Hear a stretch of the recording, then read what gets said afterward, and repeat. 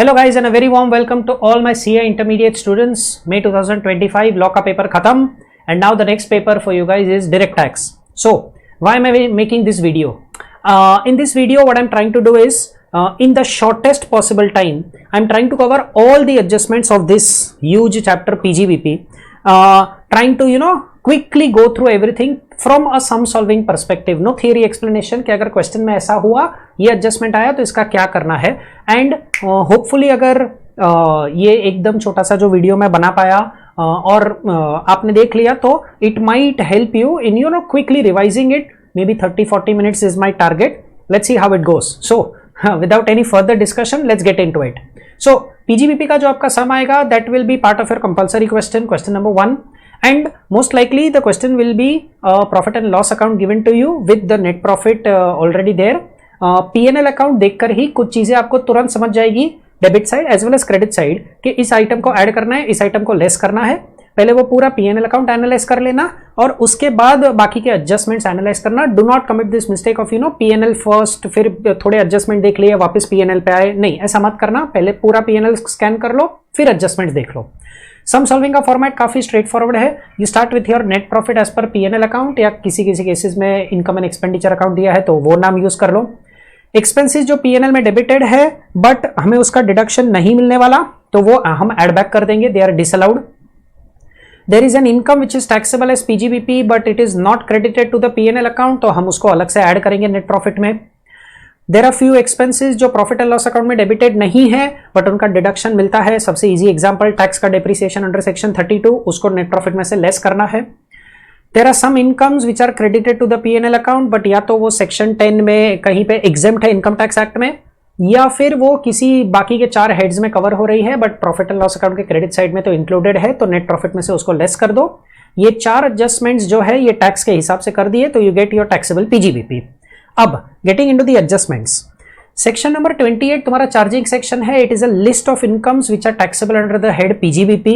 की man insurance policy में से जो अमाउंट आया वो PGBP में टैक्सेबल होता है। Non compete fees is taxable as PGBP।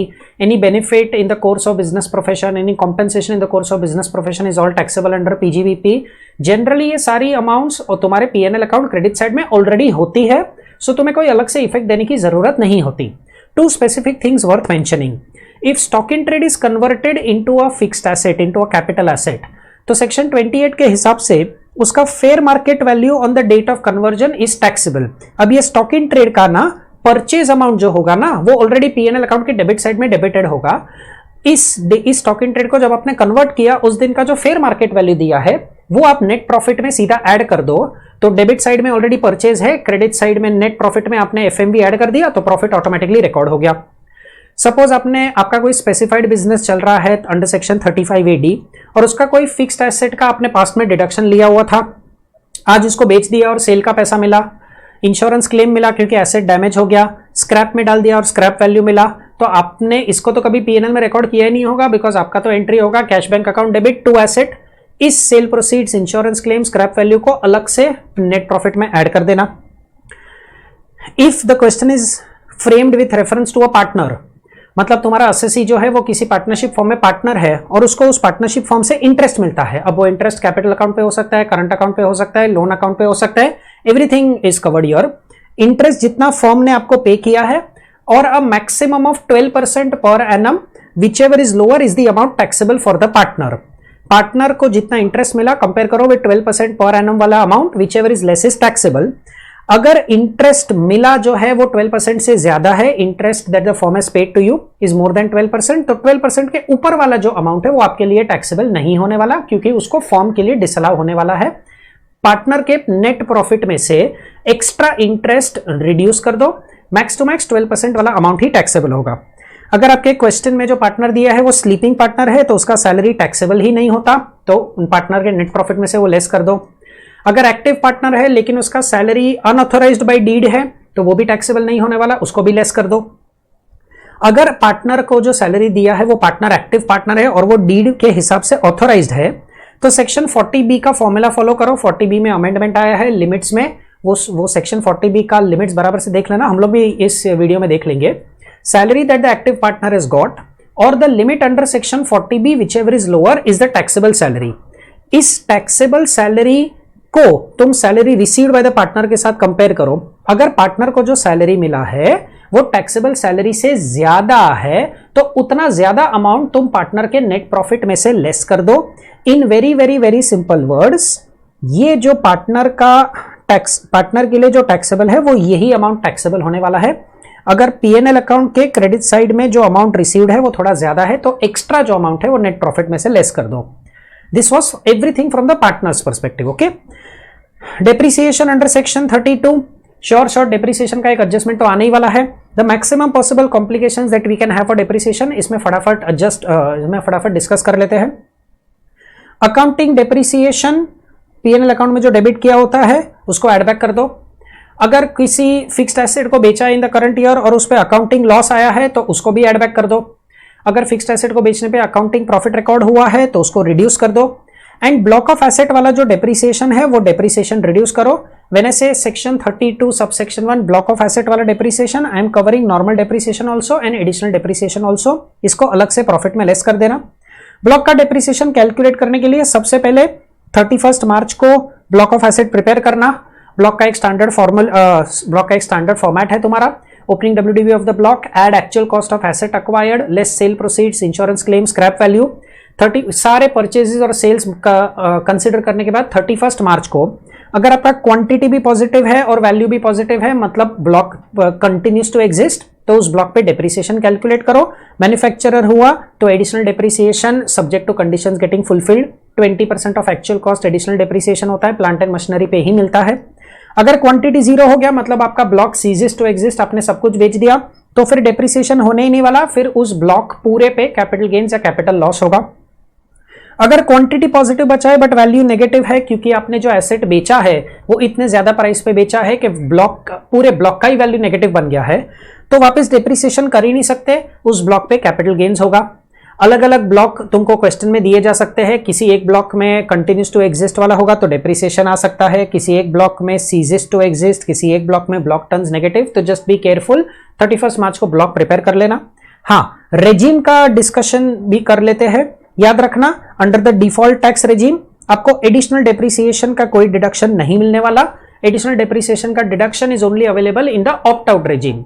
Default regime में सिर्फ और सिर्फ नॉर्मल डेप्रिसिएशन का डिडक्शन मिलता है। नॉर्मल डेप्रिसिएशन तो खैर दोनों रेजिम में मिलता है। हाँ, ब्लॉक ऑफ एसेट प्रिपेयर करते वक्त ये दो चीजों का ध्यान रखना। Date on which the asset is put to use, because if the asset is put to use for less than 180 days तो depreciation is calculated at half the rate prescribed. If it is exact 180 days या more than 180 days तो full rate होगा। Opening WDV पे हमेशा full rate का depreciation आने वाला है। Mode of payment, prescribe mode of payment आपको अपना लेक्चर्स याद हो तो अकाउंट पे चेक, अकाउंट पे bank draft, electronic clearing system, NEFT, RTGS, UPI, internet banking, credit card, debit card, ये सारे प्रिस्क्राइब मोड्स ऑफ पेमेंट है। 10,000 के ऊपर अगर आपने सिंगल डे पेमेंट किया है, फिक्स्ड एसेट का कॉस्ट 10,000 के ऊपर है तो ये ही मोड्स ऑफ पेमेंट होने चाहिए, तभी आप उसको ब्लॉक में इंक्लूड कर सकते हो। Cash, bearer cheque, cross cheque चलेगा if the payment on a single day 10,000 और लेस, उससे ज्यादा हुआ और आपने cash, bearer cheque, cross cheque में पेमेंट कर दिया तो उतना अमाउंट आप ब्लॉक में इंक्लूड नहीं कर सकते। Then going ahead, specified business under section 35 AD। Specified business under section 35 AD important होता है from an MCQ perspective also and from a descriptive question also, क्योंकि इसका थोड़ा बहुत कनेक्शन ऑल्टरनेट मिनिमम टैक्स में भी आता है। स्पेसिफाइड बिजनेस में लैंड, गुडविल, फाइनेंशियल इंस्ट्रूमेंट्स का कभी कोई डिडक्शन मिलता ही नहीं है। स्पेसिफाइड बिजनेस का कंप्यूटेशन पहले तो नॉर्मल PGBP एडजस्टमेंट्स, जैसे तुम नॉर्मल सम सॉल्व करते हो वैसे ही सम सॉल्व कर लेना। पर्सनल एक्सपेंसेस को डेबिट कर दो, अदर हेड्स ऑफ इनकम को माइनस कर दो, कोई एक्सपेंस स्पेसिफिकली डिसअलाउ होने वाला है तो उसको माइनस कर दो। नॉर्मल PGBP का सम सॉल्व कर रहे हो वैसे सम सॉल्व करो। फिर you find out what is the amount of capital expenditure और उस कैपिटल एक्सपेंडिचर का वन शॉट 100% डिडक्शन मिलेगा। हाँ, लैंड, गुडविल, फाइनेंशियल इंस्ट्रूमेंट्स का डिडक्शन नहीं मिलने वाला। एक छोटा सा कंडीशन चेक कर लेना कि अगर प्लांट एंड मशीनरी अक्वायर किया हुआ है तो जितना प्लांट एंड मशीनरी है आपके पास, उस if old plant and machinery is there in your sum, तो क्या टोटल प्लांट एंड मशीनरी का जो वैल्यू है, ये टोटल मतलब old plus new, total plant and machinery का जो वैल्यू है उसका 20% या उससे कम ओल्ड होना चाहिए। अगर ओल्ड विद इन लिमिट है तो सेक्शन 35 AD अवेलेबल है, मतलब आप 100% डिडक्शन ले सकते हो। अगर ओल्ड मशीन 20% से ज्यादा है तो सेक्शन 35AD का डिडक्शन नहीं ले पाओगे आप, फिर सारे के सारे फिक्स्ड एसेट्स को रिस्पेक्टिव ब्लॉक में डाल के डेप्रिशिएट करना पड़ेगा। यहां पर भी मोड ऑफ पेमेंट चेक करना पड़ेगा, amount paid on a single day check करना पड़ेगा। सेम कंडीशन 10,000 के ऊपर हुआ तो प्रिस्क्राइब मोड ऑफ पेमेंट होना चाहिए, ओनली देन 35AD का deduction is available to you.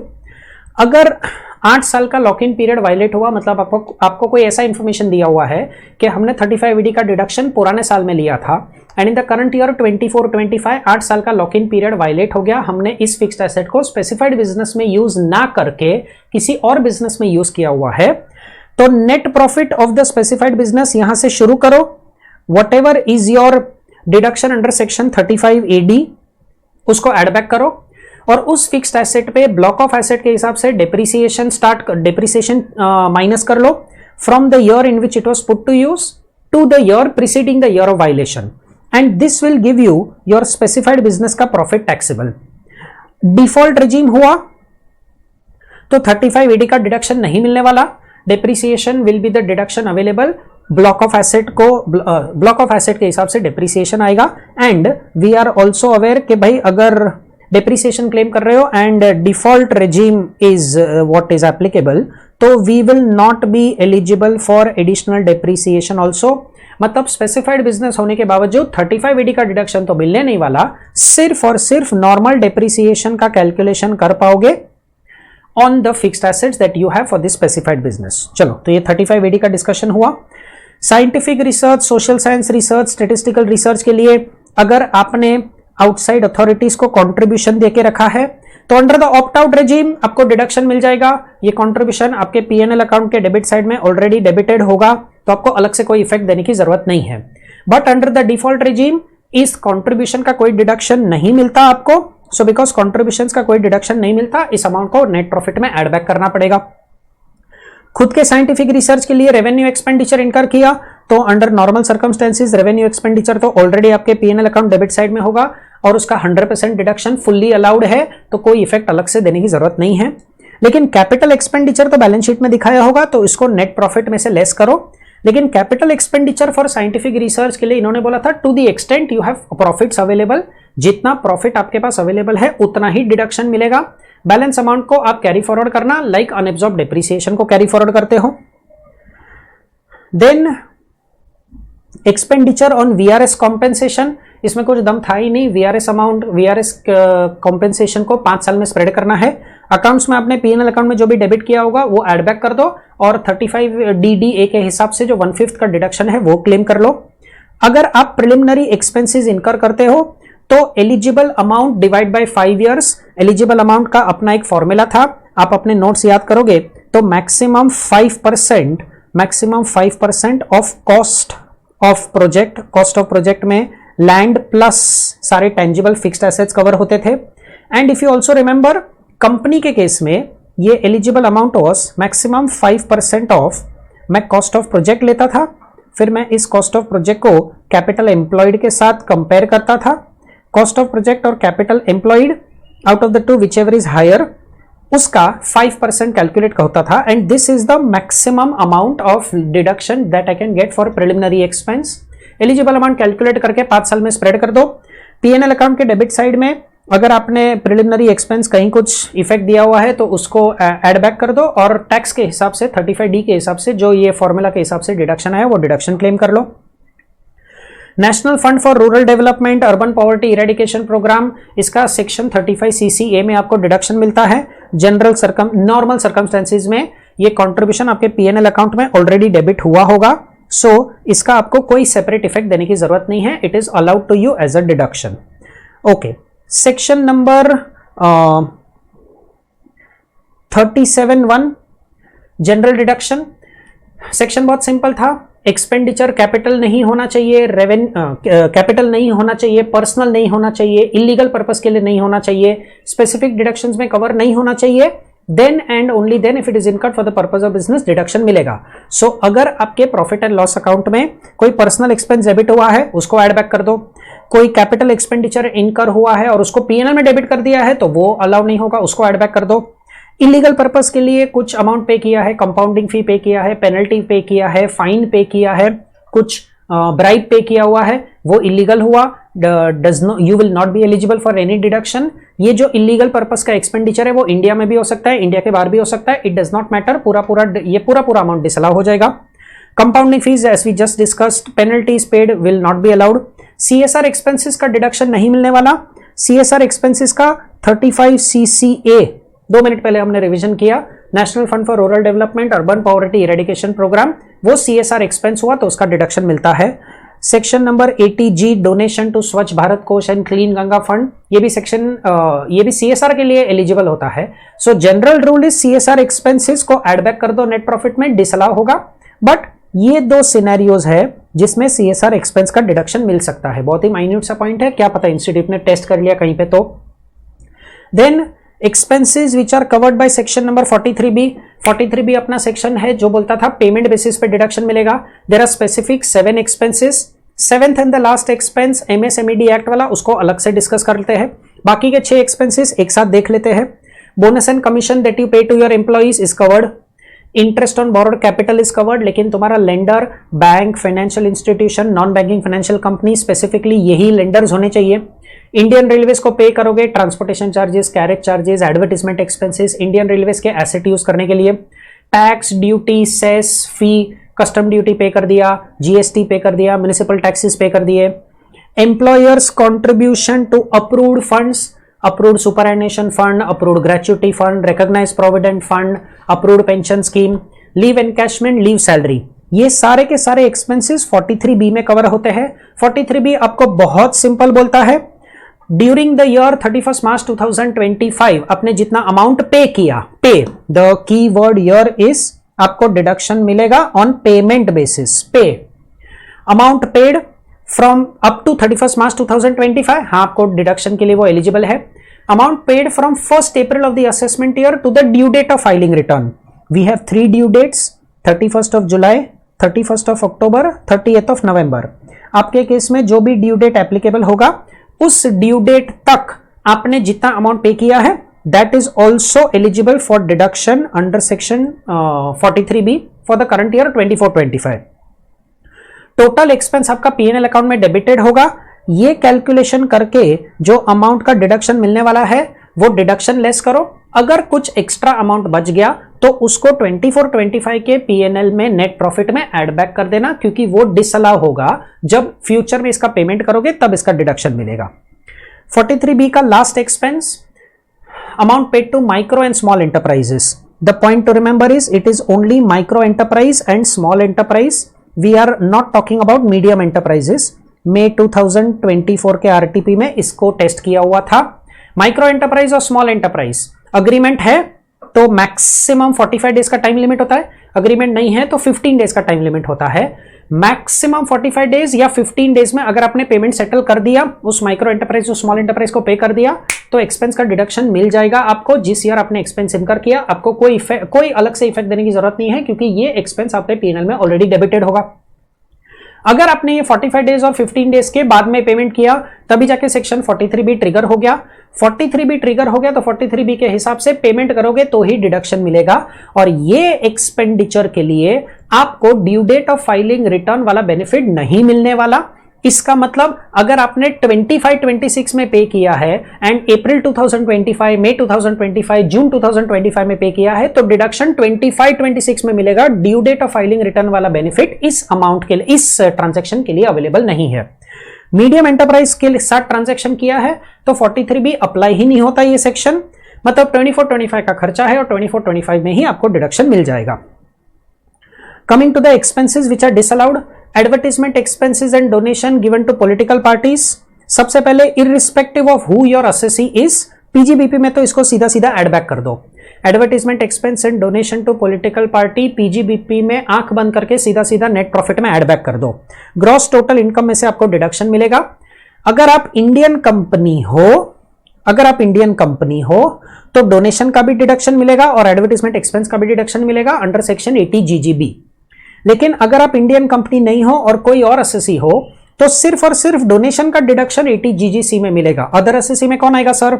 Other SSC में इंडिविजुअल आएगा, अदर एसएससी में पार्टनरशिप फॉर्म आ सकता है, अदर एसएससी में HUF आ सकता है, AOP आ सकता है। कंपनी छोड़ के, foreign companies are not covered here, company छोड़ के कोई भी एसएससी हुआ, उसे सिर्फ पॉलिटिकल पार्टी को जो डोनेशन दिया है उसका ही डिडक्शन मिलने वाला है। एडवर्टाइजमेंट एक्सपेंस का डिडक्शन उनको नहीं दिया जाता। एडवर्टाइजमेंट एक्सपेंस जो पॉलिटिकल पार्टी को पे होता है उसका डिडक्शन सिर्फ इंडियन कंपनी को मिलता है अंडर सेक्शन 80 जीजीबी।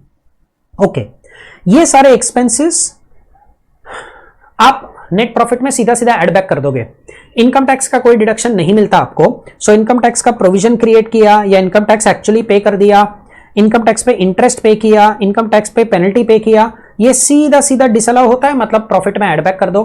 अगर पीएनएल अकाउंट के क्रेडिट साइड में इनकम टैक्स रिफंड देखे रखा है तो वो refund is to be reduced from net profit, क्योंकि ये मेरा ही पैसा मुझे वापस आ रहा है, it's not taxable for me as income under any head. लेकिन अगर इनकम टैक्स रिफंड पे इंटरेस्ट आ रहा है तो उसको नेट प्रॉफिट में से लेस कर दो, क्योंकि वो पीजीबीपी के हेड में टैक्स नहीं होने वाला, it is going to be taxed as income from other sources. तो इनकम फ्रॉम अदर सोर्सेज के हेड ऑफ इनकम के वक्त इसको याद करके लिख लेना, पीजीबीपी के वर्किंग में से इसको लेस कर देना है। चलो गोइंग अहेड, सॉरी, अगर टीडीएस डिफॉल्ट हुआ और ये टीडीएस डिफॉल्ट की वजह से आपका एक्सपेंस डिसअलाउ करना पड़ा, तो पीजीबीपी के चैप्टर में टीडीएस डिफॉल्ट का मतलब क्या होता है? टैक्स डिडक्ट ही नहीं किया आपने, टीडीएस का सेक्शन अप्लाई होता था और आपने टैक्स डिडक्ट नहीं किया, या आपने टैक्स तो डिडक्ट कर दिया है बट उसको due date of filing return तक उसको डिपॉजिट नहीं किया। अगर ये दोनों में से कोई भी एक इवेंट हो गई तो ये टीडीएस डिफॉल्ट माना जाएगा। और अगर ये टीडीएस डिफॉल्ट है तो पेयर के लिए हम एक्सपेंस एड बैक करेंगे। सर कितना एड बैक करेंगे? वो डिपेंड करता है रिसीवर कौन है। If the receiver is a non resident, expense का 100% एड बैक होगा। If the receiver is a resident, expense का 30% एड बैक होगा। तो क्वेश्चन में चेक करना पड़ेगा रिसीवर का रेसिडेंशियल स्टेटस क्या दिया है। मोस्ट प्रोबेबली तो वो लोग रेसिडेंशियल स्टेटस दे देंगे इस वाले एडजस्टमेंट के लिए। अगर नहीं दिया है तो आप एक चीज अज्यूम करके चलना, but if you assume please mention your assumption. ये तो आपने करंट ईयर 24-25 में इस एक्सपेंस को एड बैक कर दिया, इस एक्सपेंस को डिसअलाउ कर दिया। फ्यूचर में कब मुझे इस डिसअलाउड अमाउंट का डिडक्शन मिल जाएगा? वो डिसअलाउड अमाउंट फ्यूचर में कब अलाउ होगी? अगर रिसीवर ने रिटर्न फाइल कर दिया है और उस इनकम पे टैक्स पे कर दिया है, मतलब मैंने टैक्स डिडक्ट नहीं किया था लेकिन रिसीवर ने अपने आप उसको इनकम मान के उस पे टैक्स पे कर दिया है, तो disallowed amount will be allowed as a deduction in that year in which the receiver files his return of income. Generally return of income assessment year में फाइल होता है, अपना assessment year is 25-26।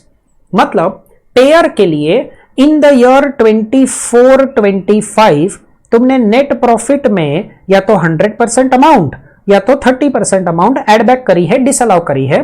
And next year जब मेरे receiver ने return file करके tax भर दिया, हम 25-26 के नेट प्रॉफिट में से वो डिसअलाउड अमाउंट 100% या 30% जो भी अमाउंट होगी उसका डिडक्शन ले लेंगे।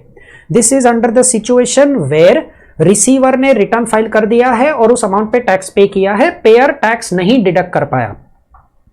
लेकिन अगर रिसीवर ने रिटर्न फाइल नहीं किया है, रिसीवर ने उस अमाउंट पे टैक्स पे नहीं किया है, तो पेयर तुझे तेरे डिसअलाउड अमाउंट का डिडक्शन उसी ईयर में मिलेगा जब टैक्स डिडक्ट किया तूने और वो काफी नहीं है, वो डिडक्ट करके उसको डिपॉजिट करना पड़ेगा। मतलब इन सिंपल वर्ड्स, जिस फाइनेंशियल ईयर में वो टीडीएस अमाउंट डिपॉजिट किया पेयर ने, उस फाइनेंशियल ईयर में उसको अपना डिसअलाउड अमाउंट अलाउ हो जाएगा। इस केस में इस पूरे कॉन्सेप्ट में मैं एक छोटा सा चीज यहां पे ऐड कर लेता हूं। अगर मेरा receiver is a non resident and हमने उसको पे किया है सैलरी, तो मतलब मेरे लिए it is a salary expense, and हमने दोनों में से कोई एक टीडीएस डिफॉल्ट किया है, मतलब या तो टैक्स डिडक्ट नहीं किया या तो डिडक्ट किया बट डिपॉजिट नहीं किया, तो इसको ऑब्वियसली डिसअलाउ करना पड़ेगा। But the point is it is a permanent disallowance, and since सामने वाला बंदा नॉन रेसिडेंट है, it will be 100% of the salary that will be disallowed. But when I say permanent disallowance, what I mean is future में तुम tax deposit कर दोगे या tax deduct कर दोगे तो ये डिसअलाउड अमाउंट अलाउ नहीं होने वाली, इट विल रिमेन डिसअलाउड। बस एक छोटी सी चीज याद रख लेना, रिसीवर नॉन रेसिडेंट होना चाहिए, तुमने उसको सैलरी पे करी है और टीडीएस डिफॉल्ट किया है, तो 24-25 में 100% ऑफ सैलरी एड बैक हो गया। फिर फ्यूचर में तुमने वो टीडीएस डिडक्ट किया, डिपॉजिट किया, उससे कोई फर्क नहीं पड़ता, वो अलाउड नहीं होने वाला। चलो going ahead, the next one, gratuity का प्रोविजन एड बैक कर दो, लीव एनकैशमेंट का प्रोविजन एड बैक कर दो, क्योंकि जब प्रोविजन बनाते हो तो उसका डिडक्शन नहीं मिलने वाला, डिडक्शन मिलेगा जब तुम ग्रेचुटी एक्चुअली पे करोगे, जब तुम लीव एनकैशमेंट एक्चुअली पे करोगे at the time of retirement. Employer अगर अनरिकॉग्नाइज्ड फंड में कंट्रीब्यूट करेगा तो ड्यूरिंग सर्विस पीरियड उसके प्रॉफिट में वो कंट्रीब्यूशन ऐड बैक कर दो। एम्प्लॉयर का खुद का contribution during service period profit में ऐड बैक कर दो। जब मेरा एम्प्लॉई रिटायर होगा तो एम्प्लॉयर ने इतने सालों में जितना भी कंट्रीब्यूशन किया होगा वो पूरा एक झटके में डिडक्शन मिल जाएगा in the year in which the employee retires. During service period the amount has to be added back. अगर मैं अपने रिलेटिव्स या रिलेटेड पार्टीज के साथ ट्रांजैक्शन करता हूं और मार्केट वैल्यू से ज्यादा पे ट्रांजैक्शन करता हूं तो ट्रांजैक्शन वैल्यू जो होगा वो मेरे पीएनएल अकाउंट डेबिट साइड में होगा। मार्केट वैल्यू तुमको जनरली सीधा सीधा सम में दिया होगा। Difference amount transaction value is greater then market value, तो जितना डिफरेंस अमाउंट है उसको आप नेट प्रॉफिट में ऐड कर दो। पेयर के लिए that amount is the excess amount which will get disallowed. Okay, going ahead, payment made greater than 10,000 on a single day, payment made greater than 10,000 on a single day, and but obviously when I say payment I am यहाँ पे talking about revenue expense only. revenue expense more than 10,000, लेकिन अगर cash, bearer cheque, cross cheque prohibited mode से pay किया तो वो disallow हो जाएगा, बेसिक रूल। ट्रांसपोर्ट ऑपरेटर के लिए द लिमिट इज 35,000। अगर हमने सिंगल डे ग्रेटर देन 35,000 पे किया है तो नेट प्रॉफिट में वो अमाउंट ऐड करो। बाकी सारे रेवेन्यू एक्सपेंसेस के लिए the threshold amount is 10,000।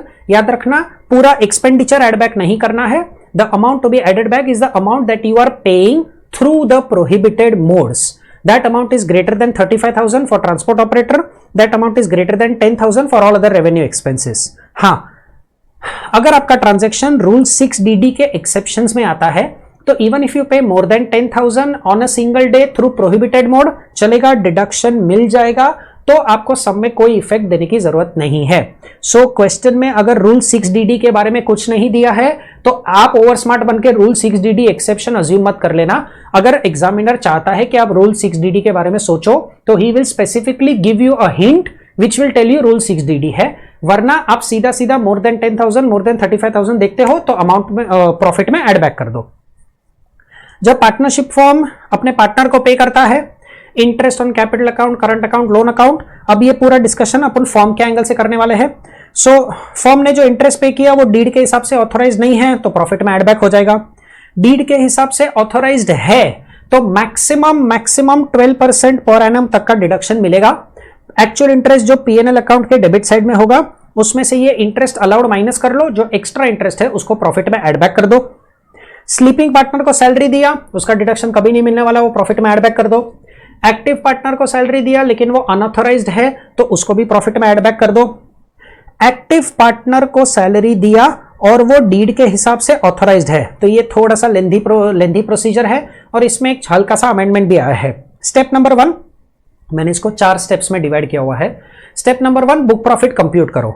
Book profit compute कैसे करोगे? शुरू करोगे विद नेट प्रॉफिट। ऑब्वियसली किसका net profit sir? Partnership form का नेट प्रॉफिट।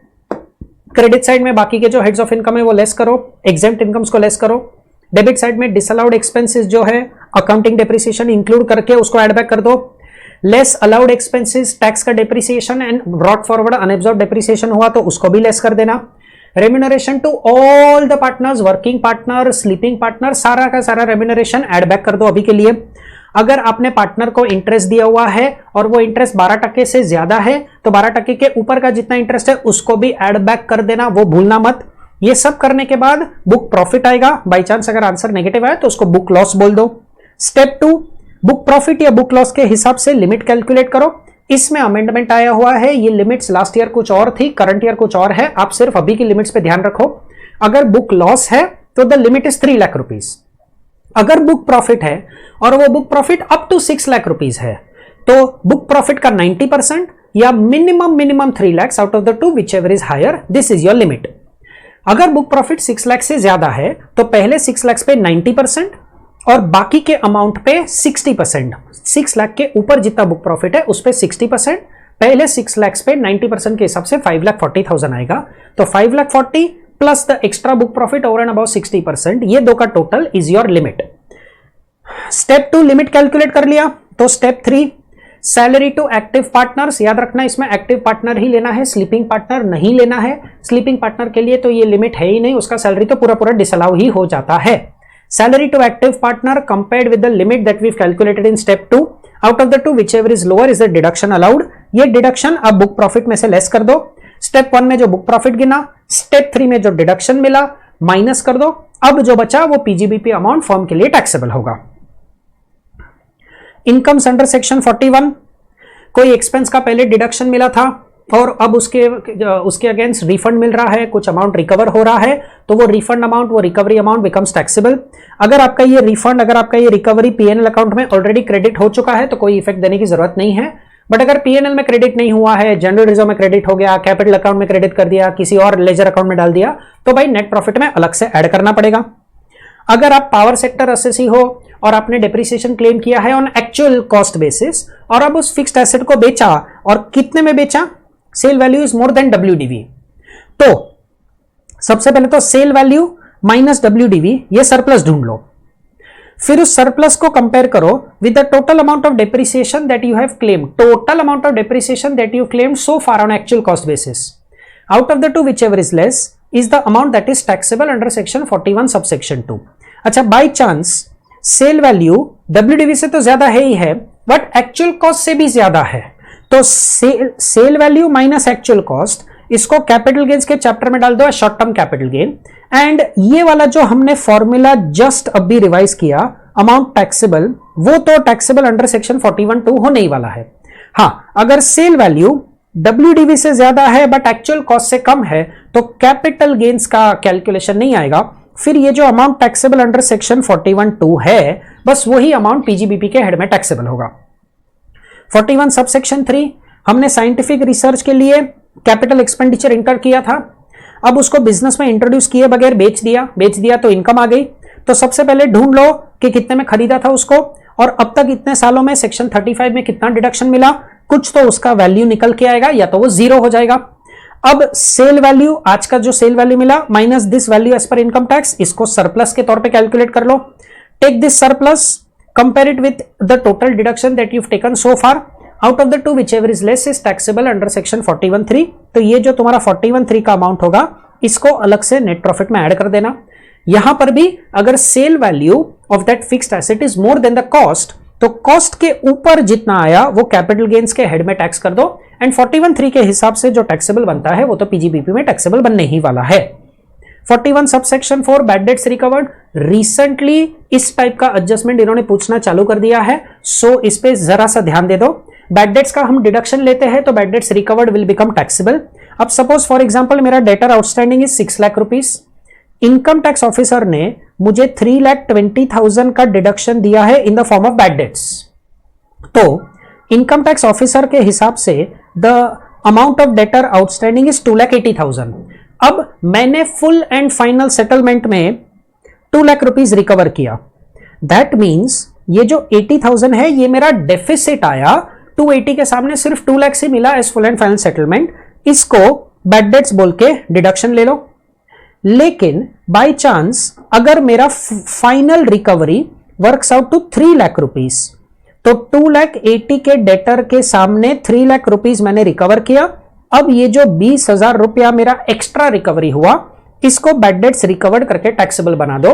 अब बस एक चीज का ध्यान रखना, एडजस्टमेंट ध्यान से पढ़ के देख लेना, पीएनएल अकाउंट के क्रेडिट साइड में कौन सी अमाउंट क्रेडिटेड है एज बैड डेट्स रिकवर्ड, वो पीएनएल अकाउंट के क्रेडिट साइड में जो अमाउंट क्रेडिटेड है एज बैड डेट्स रिकवर्ड, उस अमाउंट को अपने इस वाले टैक्सेबल अमाउंट के साथ कंपेयर कर लेना और फिर इफेक्ट अपने आप सोच लेना क्या होना चाहिए, बट इस एडजस्टमेंट को थोड़ा सा ध्यान से समझ लेना।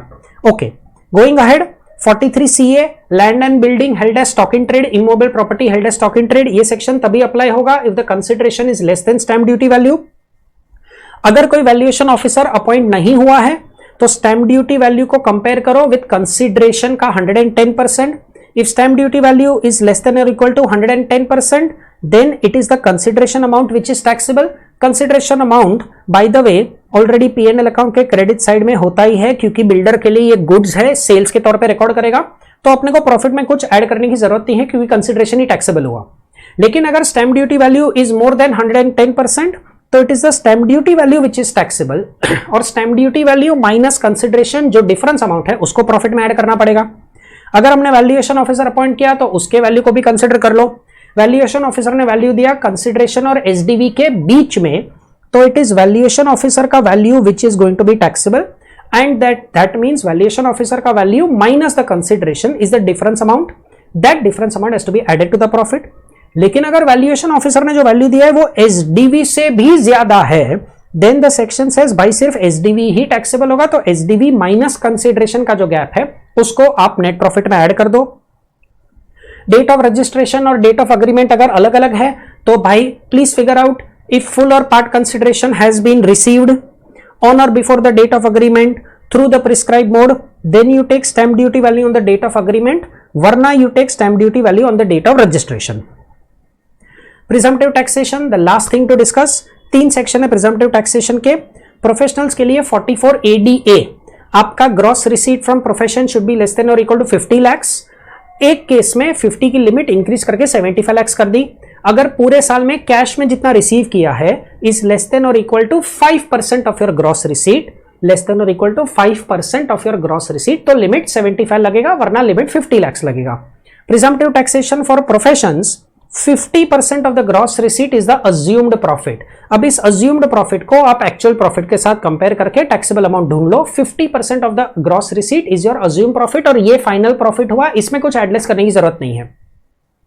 बिजनेसेस के लिए 2 सेक्शंस है, 44 AD and 44 AE। 44 AD applies if the turnover or gross receipt during the year is less than or equal to 2 crores। लेकिन अगर कैश में जितना मैंने रिसीव किया है is less than equal to 5% of my turnover, तो 2 की जगह पे the limit is 3 crores। Now my assumed profit is 6% और 8%। 6% कब लगेगा? जितना टर्नओवर मैंने रिसीव कर लिया है वो मैंने रिसीव कर लिया through my prescribed modes of payment, account पे चेक, अकाउंट पे bank draft, ECS, rule 6 ABBA वाले सारे मोड्स, और ये मैंने रिसीव किया ऑन और before the due date of filing return. तो जितना टर्नओवर रिसीव हुआ है उस टर्नओवर पे 6% अप्लाई कर लो। अगर वो टर्नओवर रिसीव नहीं हुआ है, रिसीवेबल है, डेटर के तौर पे दिख रहा है, अगर वो कैश में सेल हुआ है, या फिर अगर क्रेडिट में सेल हुआ, क्रेडिट बेसिस पे सेल हुआ है लेकिन पेमेंट फिर कैश में मिला, बेरर चेक में मिला, तो उतने टर्नओवर पे 8% का प्रॉफिट मार्जिन लग जाएगा। 44 AE, the third section of presumptive taxation.